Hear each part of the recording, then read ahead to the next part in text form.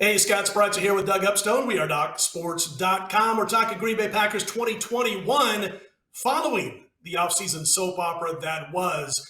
Aaron Rodgers is back. He's not going to be hosting Jeopardy anytime soon. The betting involved in the Packers has picked up in a positive sense after a lot of folks taking their money and plunking down some bets against Green Bay over the course of the summer. But the reports out of camp, I mean, they had just 4 practice sessions, Doug. And the report out of camp last week was that Aaron Rodgers and Davante Adams, as you'd probably expect, are already in sync. Again, just 4 practices into camp.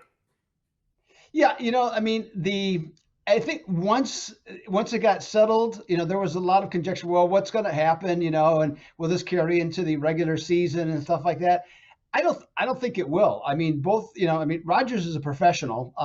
Might be a little bit of a jerk, let's put it that way, from time to time. But he's certainly an interesting character. He's a very thoughtful person. If you've watched any number of his different interviews, but when it comes time to play football, he's ready to go.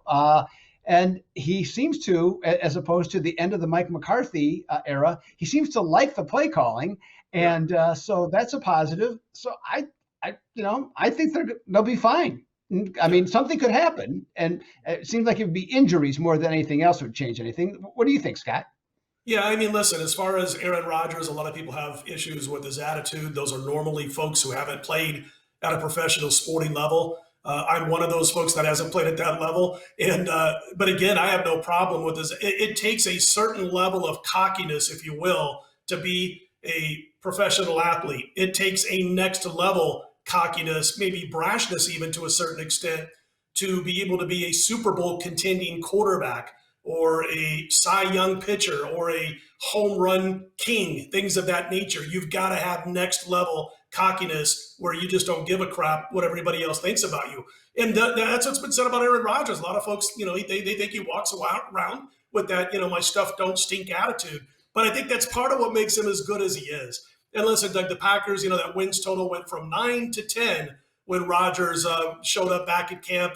And remember, the Packers offense with Rodgers and Matt LaFleur, as you alluded to, they saw eye to eye until that fateful playoff decision that knocked them out of the postseason.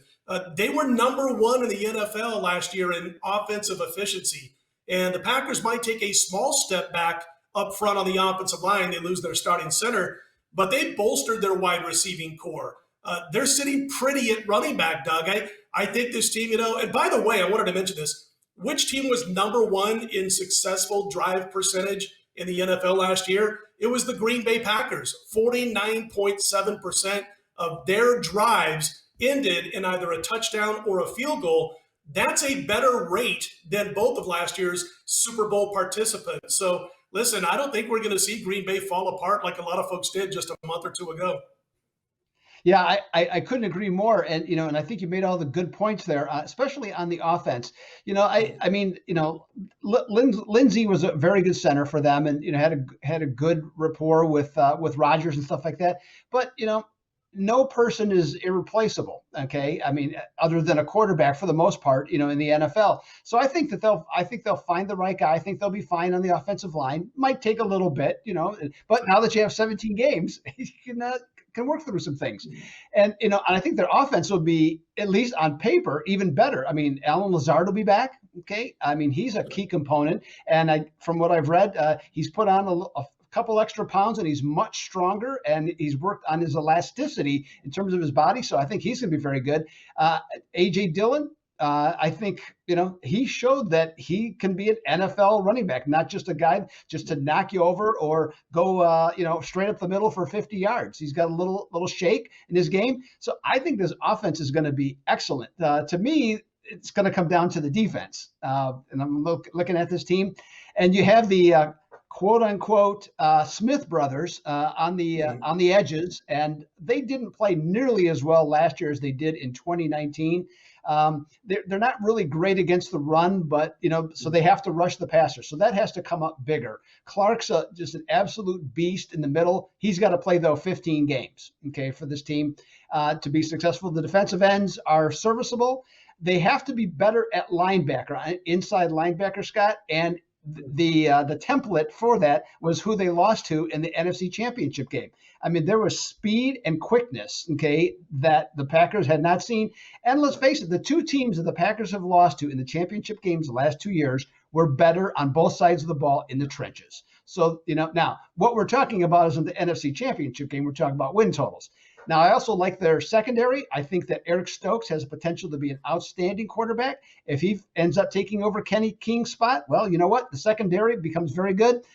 Myself, Scott, I like the Packers at over 10 on this one. Okay. Everybody says, well, their schedule's hard. Well, they've been 13-3 the last 2 years. Their schedule is hard. So it's just, they're playing the AFC North this year. Obviously, there's some very good teams there, but they're used to it. So I like them. Okay, to go over on this one. Dial yourself up there, Scott. What do you think? Well, we're in agreement. Worst case scenario for me when I go through this 5 or 6 times when it comes to pro football, definitely 6 times in 6 ways of making power ratings in college.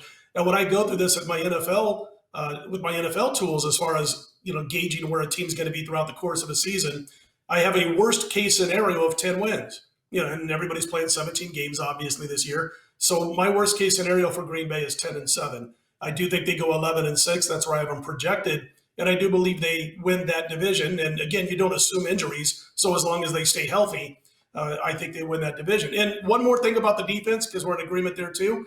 Mike Pettin is no longer the defensive coordinator of the Green Bay Packers. Joe Barry is the new DC. And you mentioned some of the players and the fact that they have the goods at safety. They have the goods at corner. I think the defensive pass rush will be better this year because I think the talent's there. For whatever reason, Pettin wasn't able to bring them to reach their potential defensively, and maybe Joe Barry can. They were second half of the league when it came to defensive efficiency numbers, things of that nature, and look how close they came to reaching the Super Bowl. So I think they'll be a little bit better on defense. Offensive line might be just a tad down, but it's nothing to panic over or to worry about too much. And I have Green Bay, like you, going over 10. I think they'll win 11 games in this particular season. And a contender for the NFC, despite that tough schedule. So, and listen, folks, don't forget about that $60 free account. It's right above our heads. And in order to take advantage, if you're not yet a member at DocSports.com, below the video, you'll see a link. And you click on that, you'll be able to set yourself up for a free $60 account. Then you can use those free $60 on any of Doug's daily packages, any of mine, anybody else on the roster at DocSports.com.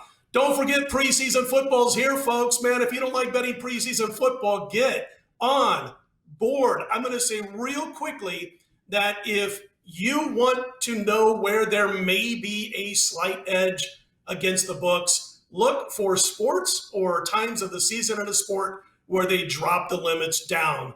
And that is preseason football. Take advantage. Doug's involved. I'm involved. You can check us all out over at DocSports.com. For Doug, I'm Scott. We are DocSports.com. Let's put him in the win column.